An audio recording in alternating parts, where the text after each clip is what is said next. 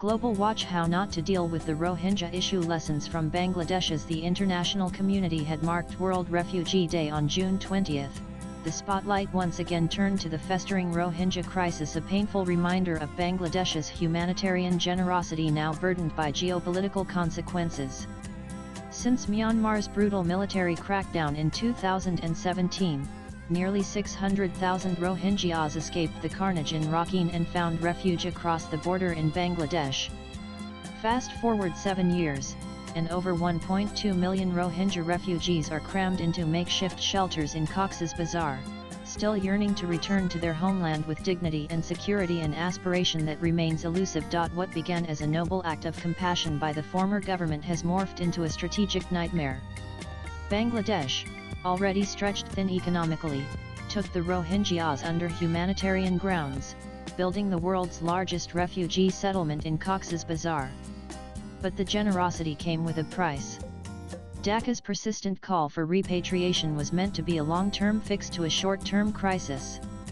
Yet, repatriation remains a diplomatic mirage, complicated further by Myanmar's internal chaos and the lack of sustained international pressure on Naypyidaw. The cost of hosting over 1 million displaced people has proved to be far more than just financial. Bangladesh's social fabric, national security, and local economies are all feeling the heat. The unceasing flow of refugees has strained border security, while the camps themselves have become breeding grounds for illicit activity. Radical networks have infiltrated the refugee settlements, luring disenfranchised Rohingya youth into drug trafficking, human smuggling, and armed violence. In the past 2 years alone, nearly 150 violent incidents have been reported within these camps, grim testimony to a growing lawlessness that local authorities are ill-equipped to contain. The security lapse extends beyond the refugee camps.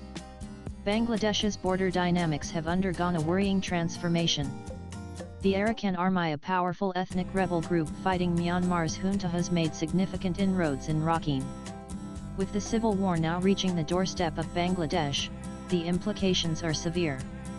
The renewed fighting in Rakhine has triggered a fresh wave of displacement, with over 120,000 more Rohingyas reportedly crossing into Bangladesh in the last 18 months alone. This comes at a time when donor fatigue has set in. International aid for Rohingya refugees is dwindling, putting immense pressure on Bangladesh's limited resources. Moreover, the Arakan Army's aggressive posturing has not spared Bangladesh either. Incidents of Bangladeshi fishermen being abducted near Cox's Bazar by the Arakan Army have sparked serious concerns about the integrity of Bangladesh's already porous borders. In the face of this multifaceted crisis, the current interim administration led by Muhammad Yunus has taken center stage. Since assuming office, Yunus has prioritized the Rohingya issue, intensifying diplomatic overtures to garner international backing for repatriation. In February, Yunus addressed a letter to UN Secretary-General Antonio Guterres, detailing the worsening humanitarian situation and Myanmar's deteriorating internal order. The UN chief responded with diplomatic optimism, promising support to secure unimpeded humanitarian access in Rakhine and beyond. The high point of this engagement came in March, when Guterres visited the refugee camps in Cox's Bazar. During the visit, Yunus and the UN Secretary-General jointly pledged to begin repatriation by the next Eid this June. It was at this juncture that the idea of a humanitarian corridor was floated, allegedly a UN-brokered channel linking Cox's Bazar to Rakhine to facilitate aid delivery and eventual refugee return. However, what was initially framed as a humanitarian gesture soon spiraled into political controversy. A senior representative from Yunus' team revealed that the interim government was engaged in secretive negotiations with the Arakan Army under a UN initiative, an eyebrow-raising move given the Arakan Army's rebel status and the violent unrest engulfing Rakhine. Opposition parties in Bangladesh, including key factions of the Awami League and BNP, swiftly condemned the plan.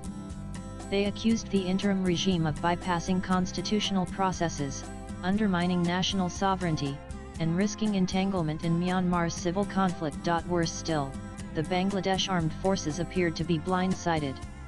The army chief reportedly distanced himself from the initiative, lambasting the proposal as a dangerous overreach.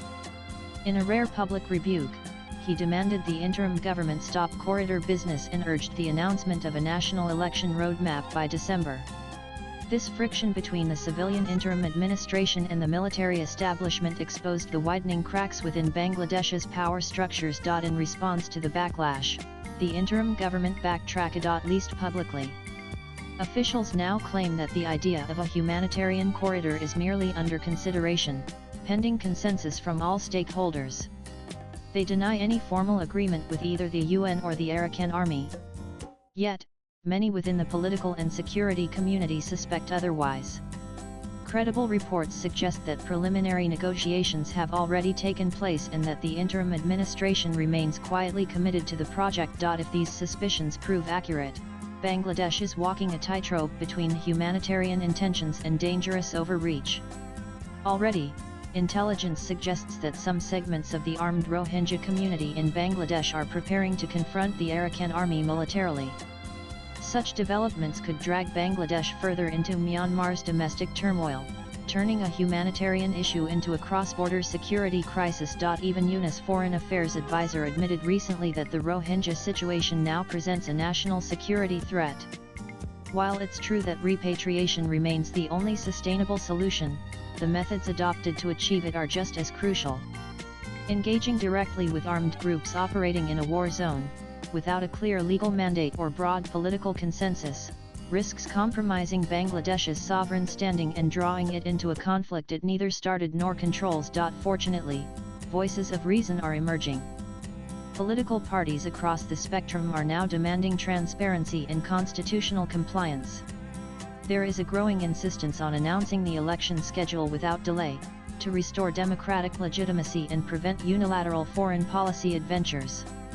Yunus' ambition to play regional savior may have earned him temporary international spotlight, but at home, it has backfired.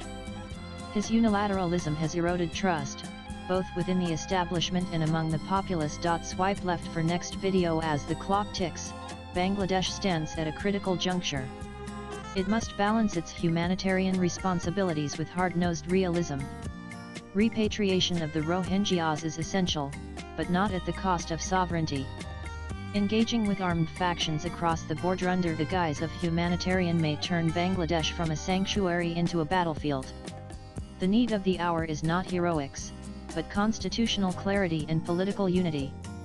If handled recklessly, the Rohingya crisis could well transform from a humanitarian burden into a geopolitical calamity. The writer is an author and a columnist. His X handle is Aaron Anand Live. Views expressed in the above piece are personal and solely those of the author. They do not necessarily reflect NEWS18's views. Latest blogs.